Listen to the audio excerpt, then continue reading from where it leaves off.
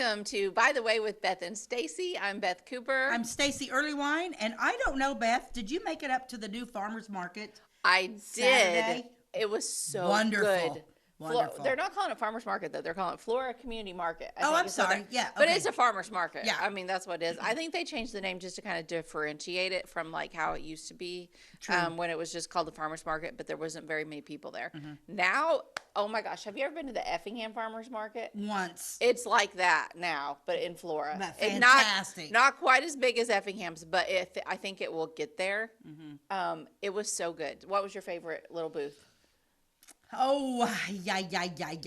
My favorite. Jan the Tear. Yes, Jan.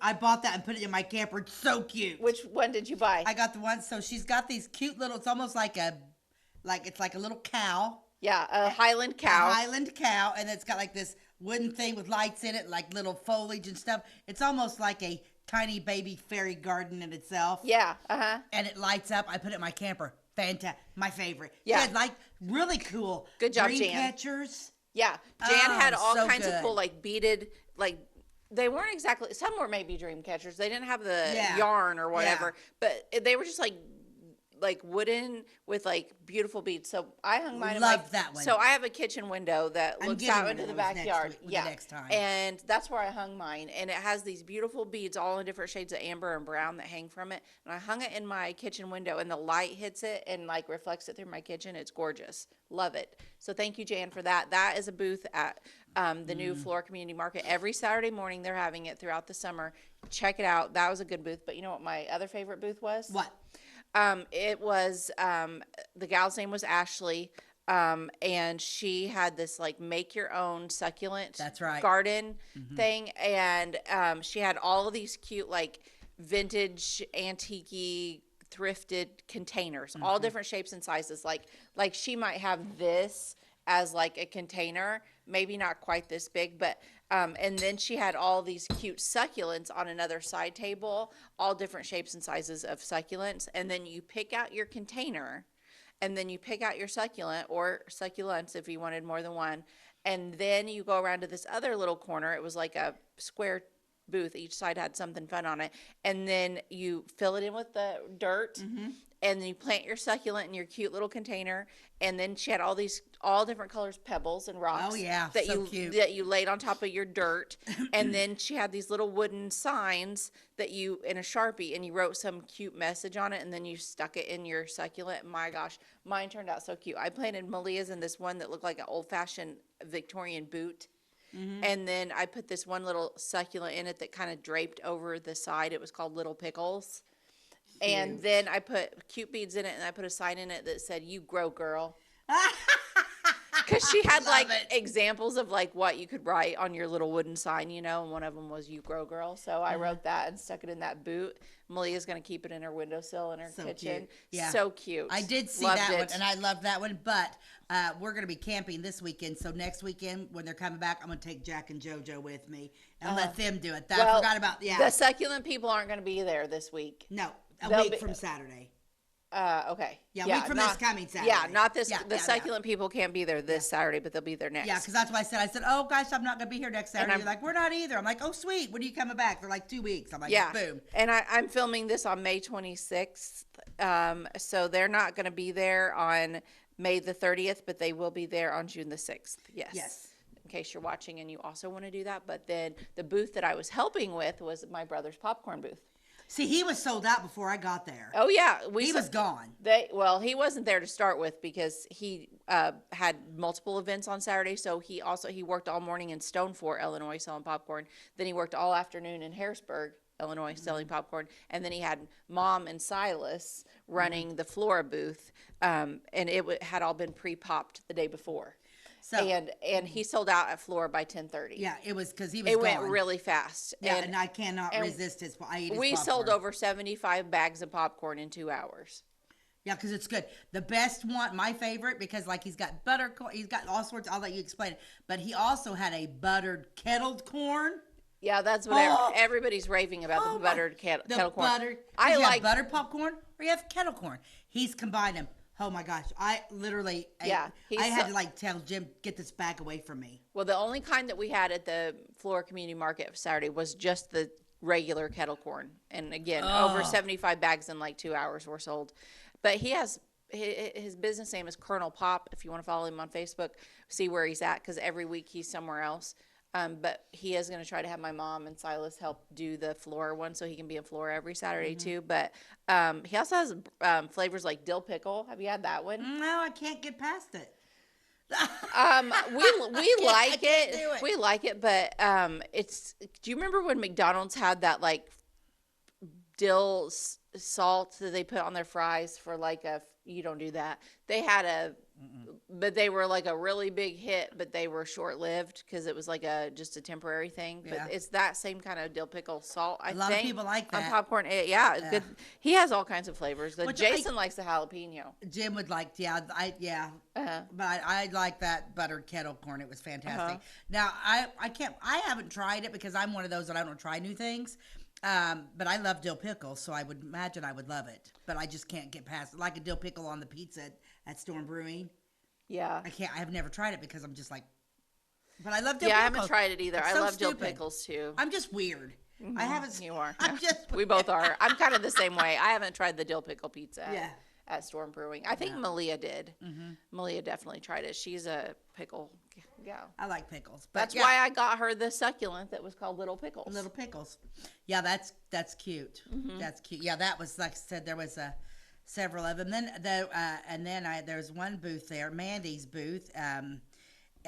She's her aunt Roberta Washer was sitting there, and she's got like all the homemade dish soap and stuff like that doesn't have all the toxins. Well, see, I walked by there, but I never saw Mandy. She wasn't there because she was gone that day, so Roberta was there. Okay, I did see So, and it Roberta. was I good. said hi to her, but I never saw Mandy. Okay, I'll look for her next week. Yeah, and so I got it for the camper because it's a little dish and it's got this little brush. You just wet it, and boy, it doesn't leave any residue, and it cleans pretty good. What'd you clean with it? My dirty dishes in my camper. Oh, okay. It was dish soap. I missed that part. Well, they have regular soap too because I'm really trying to get rid of some of the chemicals. Boy, when you dive into the chemicals and stuff we're eating, it's not good. I didn't. It's no wonder we're all dying of cancer. I know. We're being killed. And I didn't used to think that because it was like, you know what? I've used Dawn soap all my life. Like, it's fine. Actually, no, it's not. It's not the same formula that they used to have. And so I quit. This is a little side road here. I quit using my dishwasher because the dishwasher tabs and the soap had so many chemicals in it, and I always had a film. No matter, even if I put the rinse aid in my dishwasher or whatever, my dishes always had a film on them. And I thought, we're eating that. That's gross. Really, and I don't mind doing dishes by hand. I kind of enjoy it. So every evening, I just do dishes in my big sink, and it doesn't take me 10 minutes and I'm done, and my dishwasher doesn't run for an hour and a half, and blah blah blah.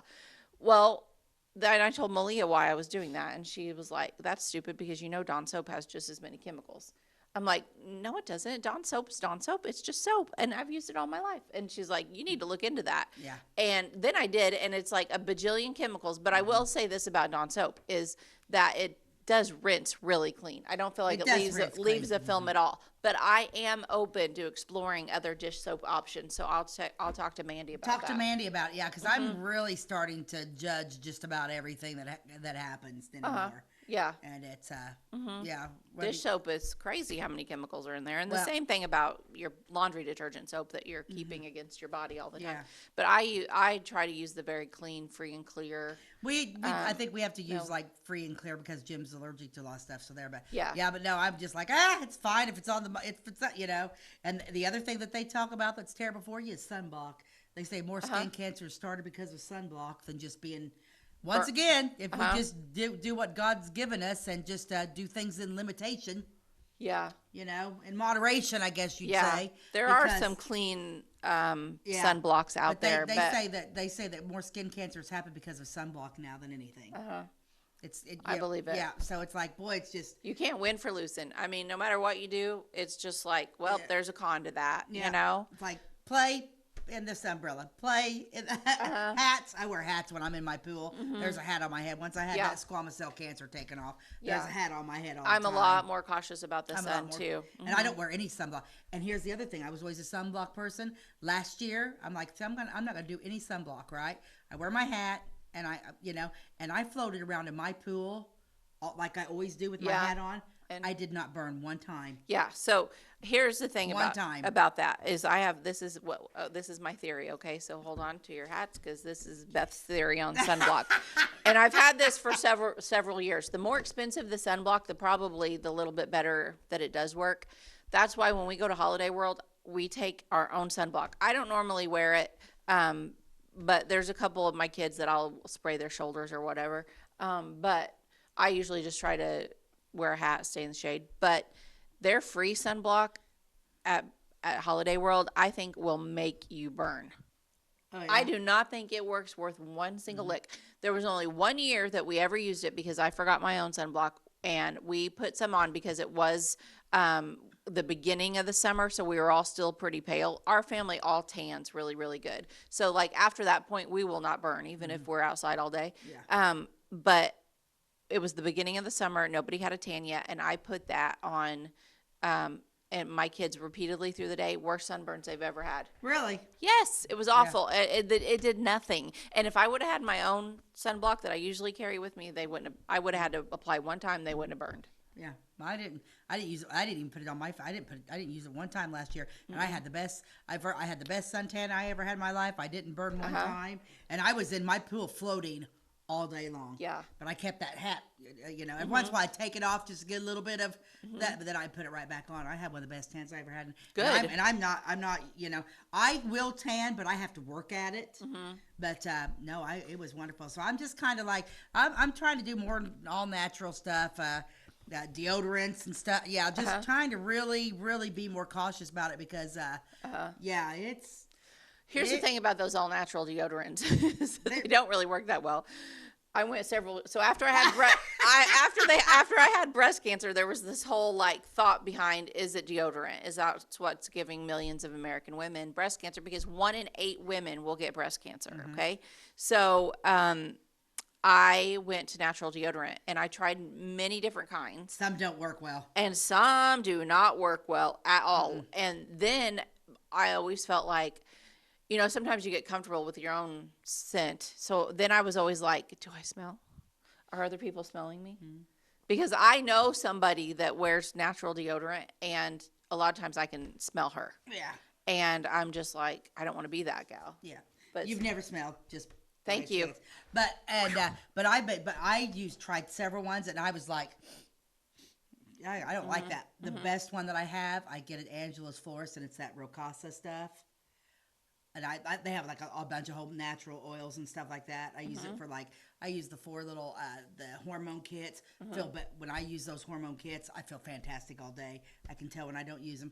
And they have them like, gosh, I'm going to try this one again because I did what you did and got the all natural ones, and they're pasty, they're a little stickier. Yeah, they're not smooth. And I'm like, well, give and take, Stacey. But but I always could feel like I could smell myself. And then I got this one. It's fantastic. It is got that pasty or sticky, but right now, my arms aren't sticking together with the other ones. They kind of stick. And no, it's good. Okay, I might run in there and try that one. Okay, try that one now. Because the other thing is my underarms are, and this runs in my family. We're a little sensitive to some things, so some skin things make us break out. Not just underarms, but really anywhere. So we have to be careful with that. But if it's all natural, we'll be good. Yeah, and I like it. I think it's Rocasa stuff, RC. I don't know. The print's tiny, and it's all on white bottles, and I'm like, I'm going to have to get a magnifying glass to see. Good grief. But it's fantastic. It's at Angela's, that entire line. They have magnesium, pure magnesium oil that every once in a while, sometimes I have to go to the oil. You know? Magnesium will help with menopause symptoms. And then and then they have this one that I put on my ankles if I've been working all day long, and it's kind of like a numb, for when your ankles are. They got a whole. Oh, really? I'll have to look at that one. You want to go? It's pretty cool. Okay. You know where else you're gonna want to go try to find? Where? This super cool 1970s green couch. Look at that thing. Oh, I want it. Now, when I first bought the salon, where would I put it? I don't know. When I first bought my hair salon, you see how that rolls around right there? But it was a complete and total circle where the little girl and her doll's at, the very front part. Yeah. And there was one of those, but it was black in the My Fair Lady all those years. And you got rid of it?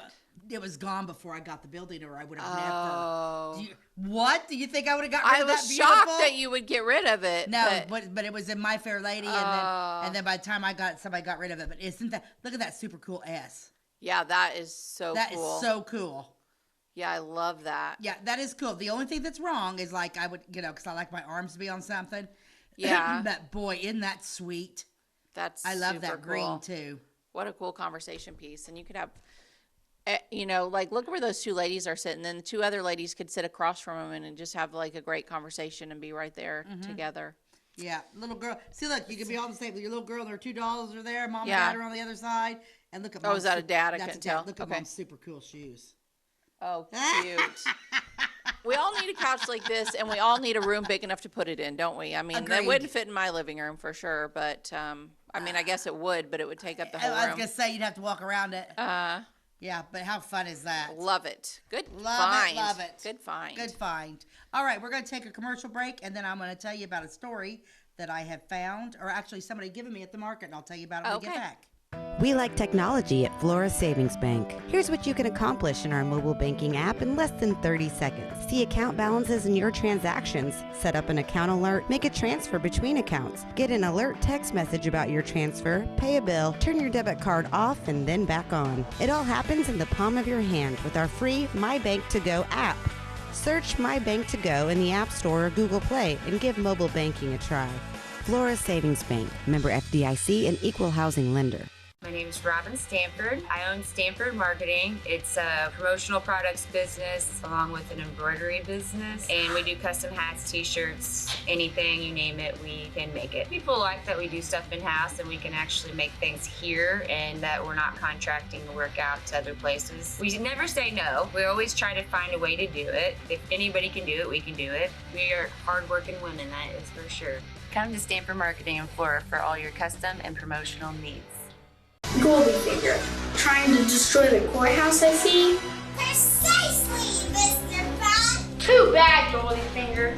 I've got a secret weapon. Huh? Building center. Zinc building center.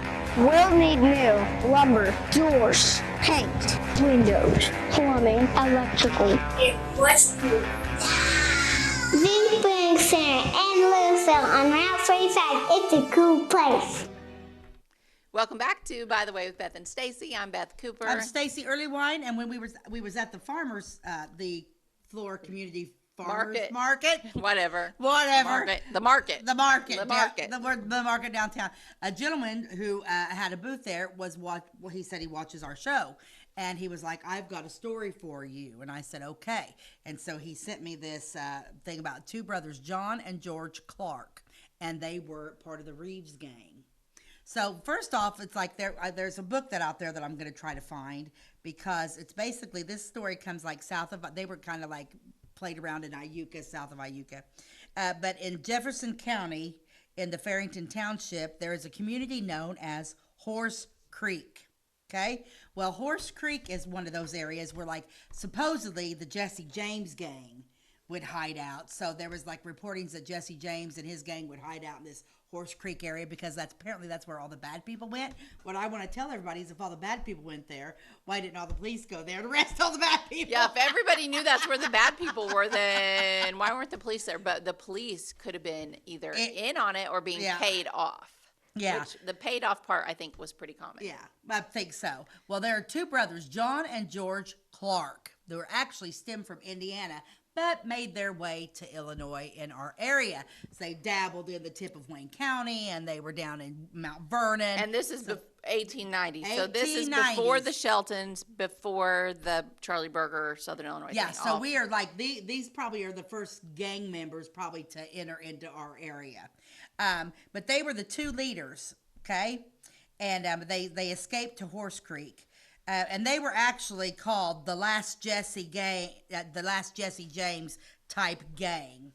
So my story starts out, and I'm apologizing because I like to print everything out, and then I make notes and go through my thing. But Jim stayed down at the ball field after Jack's game, and I don't know how to use a computer and print things out. So that's sad. I could learn, but I don't want to. You need to learn. You need to be an independent woman. You don't want to depend on him. I don't depend on him except for printing things out. Well, I did learn you did teach me how to turn my pictures around. Yeah, she is very teachable. She just needs to be willing to be taught. That's a good point.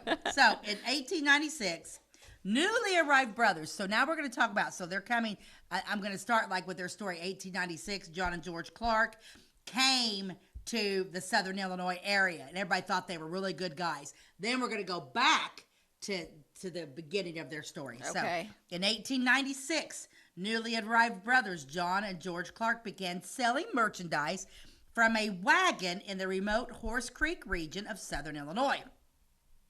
The middle-aged men were completely closed-mouthed when it came to explaining anything about their past, and it seemed a bit odd to some that the two entrepreneur brothers would settle in Horse Creek area in the first place. The Horse Creek community was considered a backwards, exclusive, sometimes violent frontier-type region. Ooh. Spanning the southeast portion of Marion County, all of Farrington Township in northeast Jefferson County, and a small part of Hickory Hill Township in the southeast part of Wayne County. Trading with the clannish people there would not be easy.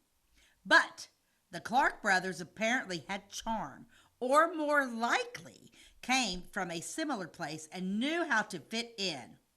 And their enterprise soon seemed to be thriving. Eventually, John would marry a nearby Centralia girl and move there. George Clark was more comfortable staying in the heart of the Horse Creek district, living with the William Byers family on the bank of Horse Creek, according to newspapers. And I've got pictures, but I'm going to show you some of those later with the captions underneath it. Okay, so by the early 1900s, Jefferson County, Illinois law enforcement began to suspect that John and George Clark were not good citizens they seemed to be. Uh-oh. Police are on to them. The police are there. Suspicion arose when rumors began to circulate that the items sold from the Clark brothers' peddler's wagon were sometimes stolen goods. Uh-oh. Uh-huh. Yeah, so that's kind of interesting. So they're like thinking, and it makes you wonder if they like stole from people then sold them back to them. I don't know. Could be. They were pretty crafty when I was reading the story about these guys. They were pretty crafty. Uh-huh. Yeah. And Ty, you're going to have to keep me track of time because I'm not going to be paying attention.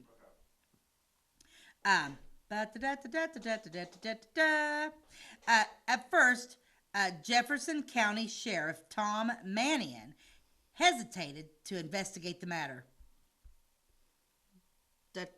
Why would he not want to investigate? Because they were probably, everyone said, oh, they're fine. They were held in high esteem. Oh, of course. Uh-huh. Yeah, people like that had a way of like being two personalities to different people, like had a double life probably. Yeah. Well, finally, the sheriff instincts were like, okay, I don't care if you people think that they're so great. The sheriff was like, yeah, something's not right. So he started seeking information from law enforcement in the region, asking about anyone matching the description of the Clark brothers. A response quickly arrived by telegram from Kentucky. See, these guys were all over the place. Uh-huh. They were bad guys. They moved everywhere. Telling him all about the two brothers named George and John Reeves. Okay? Not Clark, so we're calling them Clark. Yep, they come to Horse Creek as John and George Clark. But their name was really Reeves, or their name was really Clark? I think their name was really Reeves. Okay. Because they were like known in Indiana as the Reeves Gang. Okay. Okay. A Montana newspaper later reported of the gang's disturbing history. 20 years ago, so this would have been 1881, John and George Reeves went to Dubois County, Indiana, from Terre Haute. They settled in the hills of Columbia Township and organized the Reeves gang of 10 or a dozen members that terrorized the whole neighborhood. Robberies of stores, houses, and barns, plus highway robbery and numerous petty crimes were committed by the gang. This description, as it turned out, was just the tip of the iceberg. Ooh. Okay. Mm-hmm. So they robbed everything. Okay. You know, back in the day, did like Jesse James and them guys just do like trains and stuff? But these guys, trains and banks. I think Jesse James. It's been a while since I talked about him, but I think he started with trains and then he went to banks. Yeah, these guys are robbing houses, barns, people on the road, anything they can get. This is where it gets interesting. The father of the Reeves boys was named Robert. Robert Reeves. Robert Reeves. Wasn't that the dad in Robert the Reeves. Brady Bunch? The Brady Bunch. Robert Reeves? No. Robert Reed. Robert Reed. Okay. Maybe. Continue. He was a doctor Okay. who already possessed a criminal history. So the dad is a doctor who's a criminal.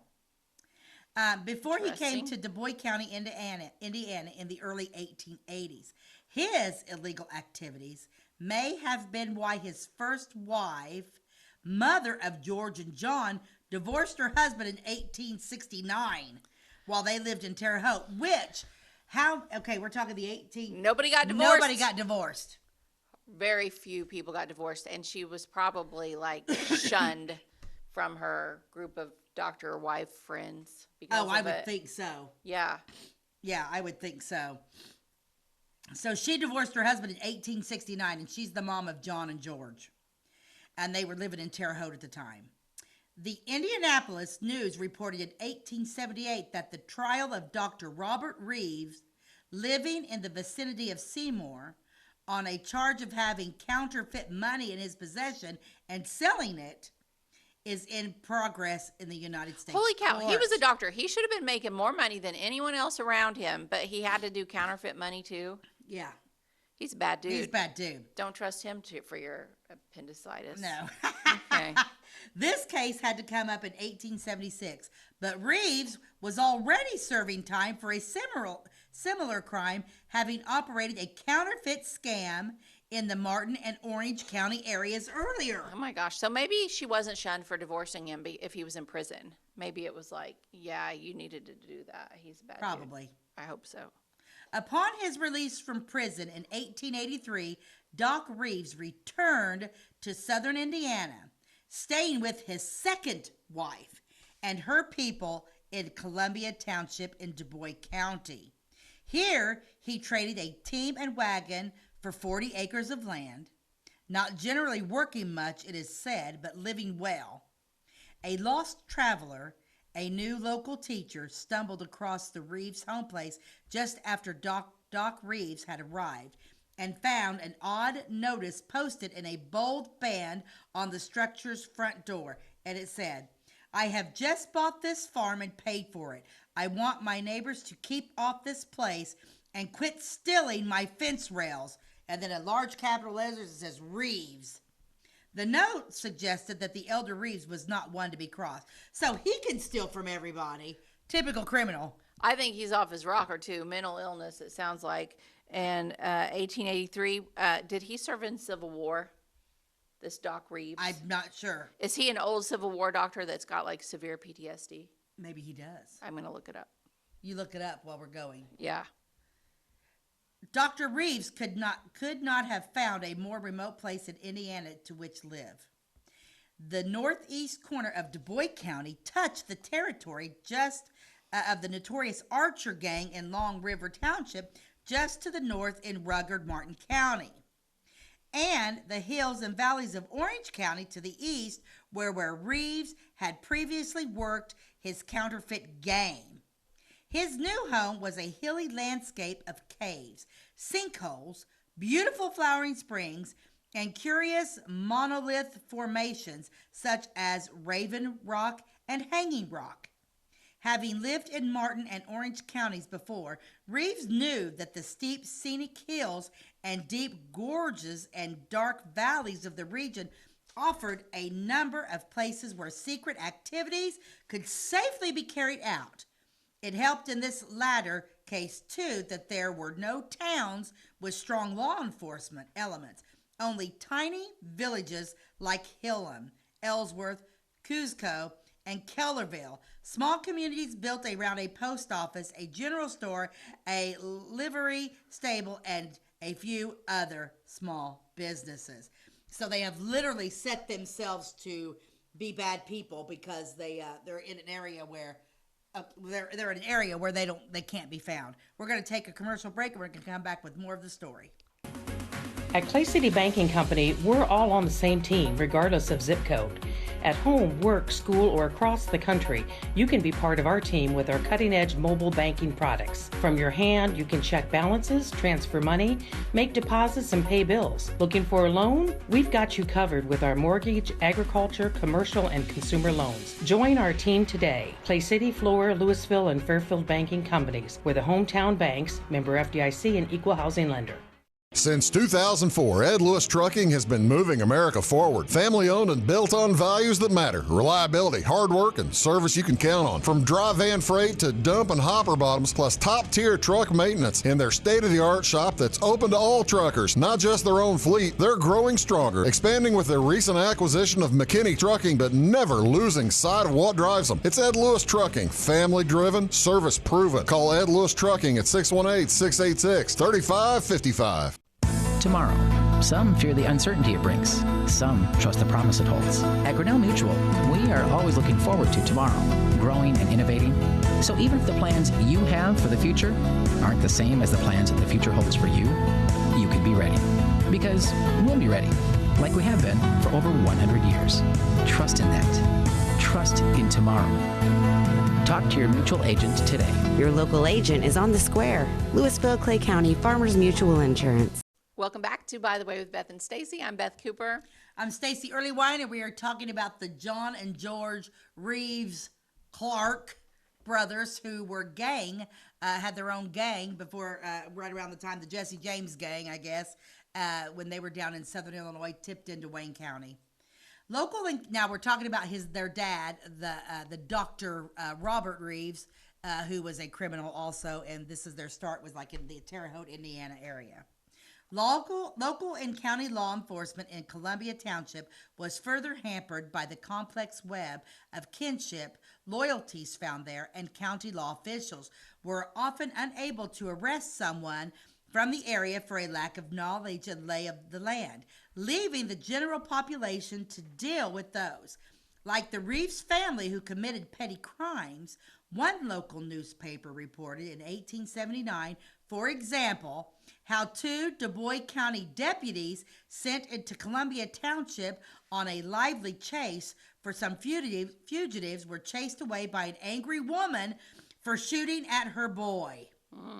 So what happens? Basically, these two guys they killed the sheriff in Indiana. And once they killed the sheriff in Indiana, then they hightail it to Illinois. They didn't shoot the deputy, though, right? No, they didn't shoot the deputy. They shot the sheriff, but they did not shoot the deputy. I don't know. They probably killed everybody. They probably did. The two Reeves brothers, George and John, had. Wait a minute. I gotta go back to the mom. Okay. Okay. So this is their stepmom. Okay. So she's getting. So they were. So the stepmom. So the bad doctor had gotten remarried. Okay. So the two Du Bois County deputies were going and chasing her sons, and she apparently shot back because they were chasing her son. This sounds like a Western movie or something. Stepmama stayed for a day or two. So I wanted to go back and touch on mom. Okay. Stepmom. The two Reeves brothers, George and John, had been in Columbia Township area off and on since the mid-1870s. And in 1884, they joined their father there permanently, helping the elder Reeves sow a patch of oats. George, at 35, was the oldest and stood almost 6 feet tall. From everything I read about these guys, they were like tall, slender, built well, and very good-looking guys. So what I saw was that George was the muscle, and John was the brains. There you go. Yeah, so George at 35 was the oldest and stood almost 6 feet tall. John was a bit shorter and 5 years younger, so 30 and 35. Both young men were well built and had dark hair and complexions and wore long, dark mustaches. The later feature gave them a distinct bandito look. They looked like banditos. Bandito. Much of the time, the brothers were restless and, of course, unemployed.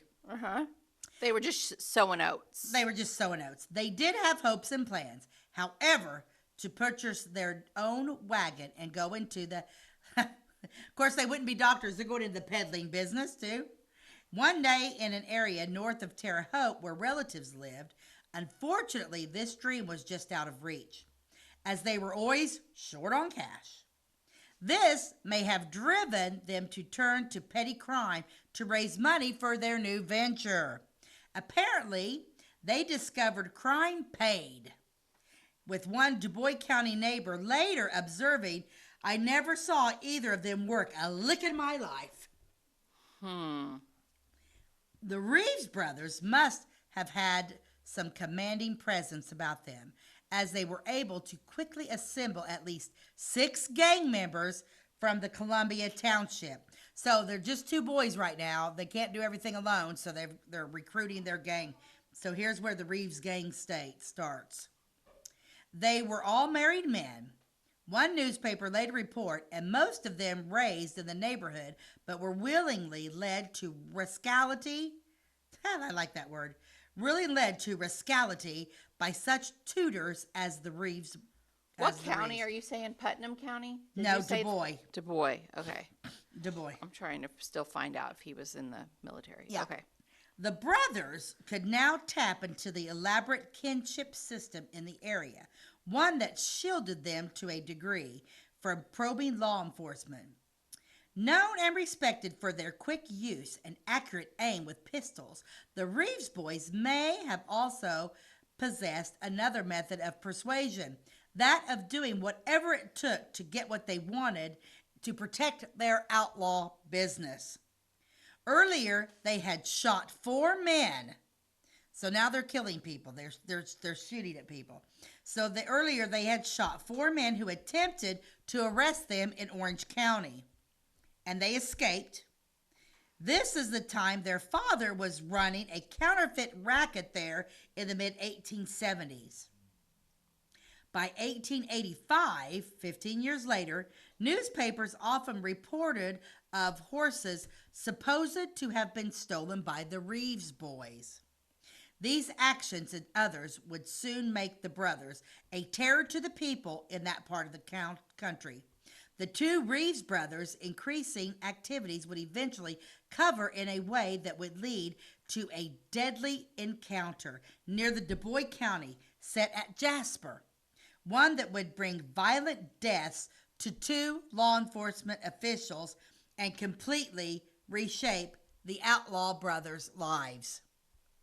In early June of 1885, Doc Reeves journeyed to Jasper, Indiana, to pick up a new wagon he was buying his sons so that they could finally leave the area, escape from an arrest warrant hanging over them, and begin a peddling business near Terre Haute. The warrant went back to an episode in 1883 when the brothers robbed a store in Martin County. They posted bail but never showed up at court. A warrant was issued for their arrest, but law enforcement found it difficult to seize the brothers, fearing their impulsive behavior. Du Bois County Sheriff Joseph Hoffman, who knew Doc Reeves, having traded for horses with him, confronted John Reeves in a garden patch by the Reeves home, but had made the mistake of going there alone.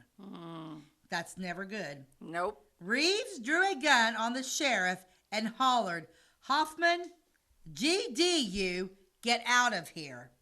Hoffman quickly mounted his horse and retreated to Jasper. So you know these guys were very...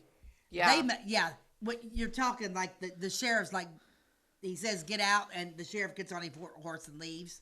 Right. So these guys must have been a force to be reckoned with. Yeah, so one brother was George. What was the other one? John, yeah. There's John a lot, and George. so many Johns, so many Georges. In 1885, a new Du Bois County Sheriff, George Cox, wanted to get the Reeves arrest warrant off his list.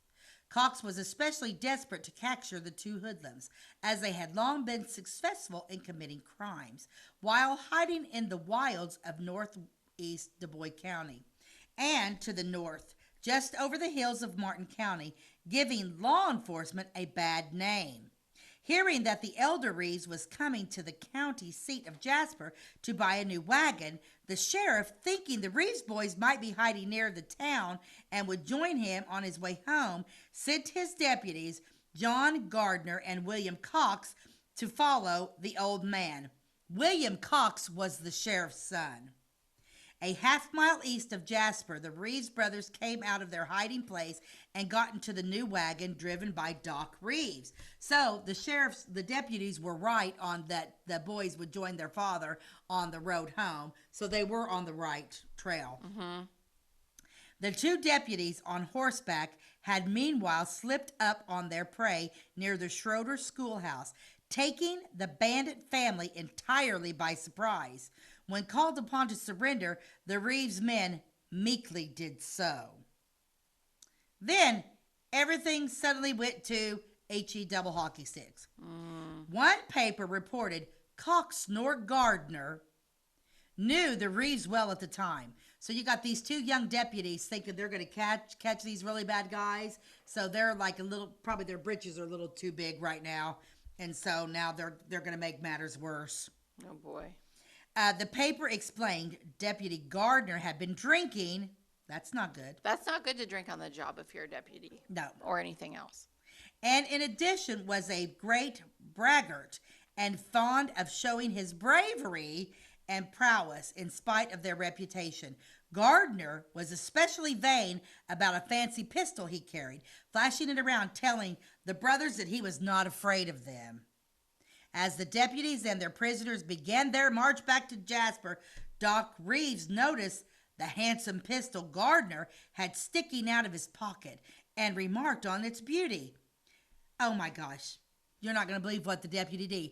The deputy definitely did not know who these men were. You know what he does? What? Oh, you like my beautiful pistol? Here, take a look at it. He gives... What? The deputy gives the pistol to Doc Reeves, the boy's dad. The deputy handed it to him to look at and said there was none better. The old man passed it over to John, his son, John Reeves, immediately opened fire, shooting. How stupid can you be? Yeah. What? He shot Gardner in the head. Then, turning the gun on Cox, whose horse had reared, the first shot struck Cox in the wrist, knocking the gun from him, the second in the chest. The deputies were now disarmed and wounded, having not fired a shot. That just goes to show you how arrogant and vain those two deputies were. They got themselves, here, oh, you like my beautiful, oh, it's the most beautiful gun ever. Take here, a look at bad guy, why don't you take a look at it? I think nowadays they have police academies for a reason, and you so. go and you're like, first day they are like, don't ever hand your weapon over to the criminal. Right. George Reeves picked up Cox's revolver and walked over to where the bleeding Gardner lay, begging to be allowed to live a few hours longer. Reeves told him, "Dead men tell no tales," and placed the barrel of the gun between the deputy's eyes and pulled the trigger. Then he shot Cox in the lower back, severing his spine. Gardner died within a few hours, but not before telling several people, "I foolishly let the boys get my pistol." Cox lingered for several months, paralyzed, before finally dying What of a his horrible wound. way to go. That's horrible. Yeah. "I foolishly let the boys get my pistol." No, you handed it to him. Yeah, you fool. You were right about that part. Immediately after the shootings, as the two deputies lay in the gore of their own blood, Gardner's head wounds leaking with each heartbeat, the Reeves brothers went through the pocket of the wounded man, finding $19, which they took, along with the deputies, horses, and the handsome pistol that had started the tragic event. Taking the officers' horses, the Reeves brothers soon whipped them into a sweaty lather, putting as many miles between them and Jasper as possible. Doc Reeves took his team and new wagon and drove home another way, taking an unfamiliar route to avoid the law. His efforts to get his boys away from the arrest warrants and into a new life of peddling blown to pieces. Oh, my. Take a break and we'll finish this story. Okay, we'll be right back. Briscoe Surplus Sales on the northeast edge of Flora is your one-stop do-it-all shop. Looking for rugged boots and footwear from great brands like Lacrosse, Rocky, and Carolina? They're there. How about top-notch small engine parts and service? Briscoe Surplus Sales has it. Whether you're wiring your switches or switching your wiring, Briscoe Surplus Sales has the solution and the know-how to help you get the job done right the first time. Briscoe Surplus Sales, your one-stop do-it-all shop. This is Christy, inviting you to wrap yourself in lasting luxury at Carnaby Square. We specialize in one-on-one customer service, high quality, head-turning, on-trend fashions, footwear, accessories, and a complete line of Brighton leather goods and jewelry. If you want to nix fast fashion and invest in a true-to-size, ethically manufactured wardrobe that you'll wear for years, it's time to treat yourself at Carnaby Square in downtown Fairfield. At Clay County Hospital, we are dedicated to providing quality care for you and your family. Our skilled medical team is committed to your well-being, ensuring that you receive the personalized attention you deserve. From filling your prescriptions at our state-of-the-art pharmacy to a visit with our compassionate behavioral health providers, we're here to support you every step of the way in your journey. Experience the difference at Clay County Hospital, where your health is our priority. Clay County Hospital, complete care, start to finish. Welcome back to By the Way with Beth and Stacey. I'm Beth Cooper. I'm Stacey Earlywine, and this story is absolutely fascinating. It is. It is so good. And to think that I came across it at the market last Saturday, a gentleman who watches our show was like, I've got a story for you. That just, if you're watching and you know stories, like, please tell us. Send them to us, whatever. We'd love to hear them. Yeah, because I was going to go a whole new route today. Uh-huh. And then it was like, no, this is really good. Uh-huh, good. Okay, so the brothers now have shot the two deputies because the deputies were arrogant and stupid and gave them their weapon. I wonder what the Cox was thinking when Gardner gave him his gun. Yeah. Like, you idiot, don't do that, don't do that, don't do that. We're all going to die, don't. So now, Doc Reeves has helped. They're running away. They're going to take off, and they're just going to go in some direction. Okay. After the shooting, John and George were able to sneak back to their father's house near Hillam before their father arrived home. They soon left. As night gathered, telling their stepmother to have their father meet them nearby for a difficult cross-country 20-mile trek to Herwin, a small village deep in the hills of Martin County. They're still in Indiana at this time. But on a railroad line, from there they could hop a train and get outside the local area, escaping the relatives in Sullivan County. The governor had placed a $700 reward for their capture, and the woods was soon thick with men and boys. But let me send my 9-year-old out and see if he can spot those outlaws. Kids, go look in the backyard, go through the woods and check for outlaws. Go see if you can find the outlaws. Oh, outlaws. The men and boys searching for the fugitive. John remembered that once united, he and his two family members discovered the woods were full of men hunting for us. We were surrounded 2 or 3 days and were shot at several times. Father was shot in the leg. I saw the blood. Good. Doc Reeves told his sons to go on and that he would try to get back to Hillam.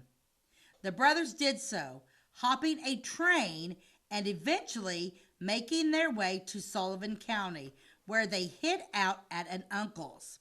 What was left of Doc Reeves' body was discovered in wild, tangled countryside in Willow Valley near Shoals in late June. Of what year? What year are we here? Let me go back up here. Did you find the dad's? I found George. I found some history on him, but he's not connected to the dad. I'm still trying to track down the dad. But see, so it says Doc Reeves' body was discovered in wild, tangled countryside in Willow Valley near Shoals in late June. Mm-hmm. So was that moment from where he was shot? The boys left to jump a train. Yeah, they left him there. They left him there. Hopefully, they hit an artery in that leg and he bled out in the woods. That sounds awful to say out loud, but it really is. He was not a good man. Well, it says here, it's 1886. In March of 1886, the Reeves brothers secretly left their hiding place in Sullivan County and went by chance to Centralia, Illinois, where they worked in a machine shop in the spring and in strawberry fields in the summer. The quiet life, while safe, made the brothers grow restless, and they plotted a new course, going to Kentucky sometime in early 1887. And that is where we're going to stop the story, because I'm going to continue on our next episode that we record. Okay. But I've got some really neat pictures here I wanted to show you. So we will stop there. Let's just go back. I'm not sure what order I sent those pictures in. What picture do we got here? First, he has the wanted poster, I think, ready to show. The wanted poster? Right there. Here's our wanted poster. Desperate brothers, murder and firebugs. Oh, we haven't got to that point yet. Wanted in 2 states. In the arrest of John and George Clark, and Clark is in parentheses because their name was Reeves. Southern Illinois, the authorities believe they have caught the notorious Reeves boys, men with long records of crimes. So there's the picture of him. It's kind of a blurry picture. The capture of the murderous Reeves brother in Horse Creek in 1901 was the leading story in one issue of the St. Louis Globe-Democrat. So what did I just say a minute ago? So they were caught in 1901. So they were pretty good criminals for quite some time. Yes, they were. Okay, what pictures do I have now? Oh, this is just this is an exciting stories of outlaws activity popular in the late 19th century newspaper. This is just like when they're talking about the Reeves brothers, these newspaper, this is just like a bad guy shooting a good guy, kind of portraying how the Reeves brothers would have acted. Okay. So what'd you say happened in 1901? They got caught. Okay. They got caught in 1901. Okay. This is from the Jasper Courier. Murder and robbery. John E. Gardner killed. William Cox mortally wounded. This is the Jasper Courier. This is in the newspaper. This was June 5th. Friday, June 5th, 1885 is when the murder and robbery of John E. Gardner So killed. they were on the run for 6 years. Yeah. Yeah. After that shooting. They got caught. So actually, 85, 16 years later, they're actually caught. So they had 16 more years of criminal activity. Oh, 85. Yeah, 85. Not 95. No. Okay. Yeah. The murder of 2 sheriff's deputies by the Reeves brother in 1885 near Jasper, Indiana, it absolutely stunned the region. Wow. And that was like in the newspaper heading. Yeah, so they had 16 years. Let's see. And then let's see, what else did I do? What pictures do I have? Let me get that. It failed. A desperate plan by Kentucky convicts. So they didn't get they go to Kentucky, and they're always in trouble. To wreck the penitentiary at Frankfort with nitroglycerin. They tried to blow up the prison. They tried to blow up the prison. This is before or after the shooting? I don't think we got to this part. We didn't get to this part. Okay, save that one for next week. We'll go deeper into that. Yeah, that'll be a little... Yeah, let's wait. Yeah, let's go, because let's not show any more pictures. Okay, so that'll be a little teaser about what they're up to next. Yeah, it failed. A desperate plan by Kentucky convicts to wreck the penitentiary at Frankfort with nitroglycerin. It says the Reeves brothers, noted bank robbers, at the head of some of the other prisoners who were in the plot, gave it away. Oh, these guys are something else. They really are. Holy cow. Yeah. What a story. Well, because that one was like they're wanted for robbery, murder, and firebugs. So they must have. They like to burn things. They like to burn things. But yeah, so Ty, we'll save those for next week. Okay. Huh. Great story. I wonder if they had children.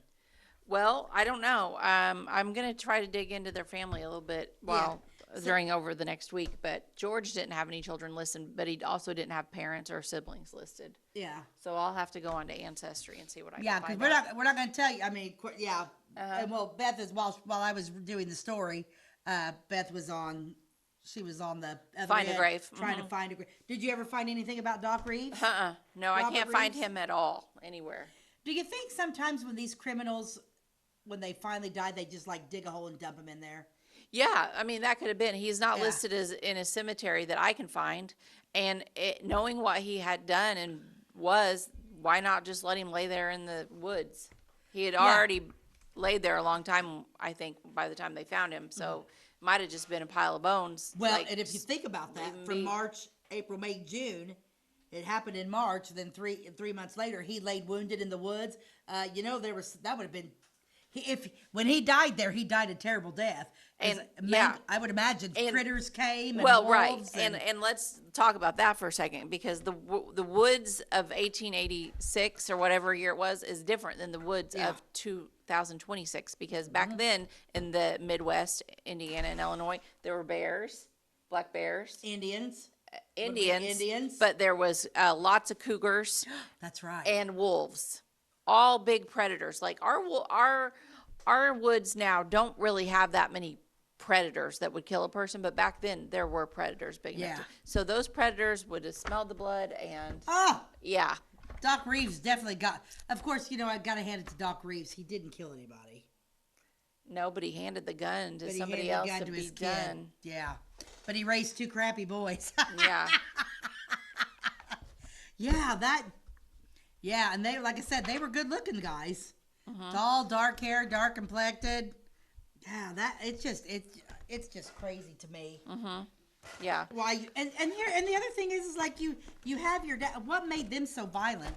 The dad was a counterfeiter, but he started off as a doctor. He had to be a smart guy.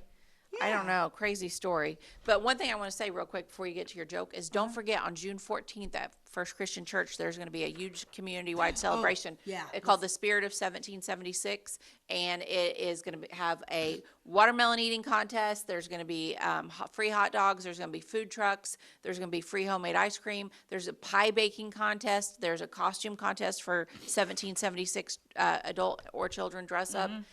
Tons of fun free things. Look for it on Facebook, but it starts at 2 p.m. Yeah. It's going to be followed by a worship service on Flag Day, June 14th. And it's a kind of like, it's held at First Christian Church, but it's kind of a community. Lots of churches are helping with it, and there's it's for the whole community. What? Jim is making his homemade ice cream. Yeah, I mentioned that homemade ice cream. It'll be made by, I didn't say made by Jim, but it's made by Jim Early Wine.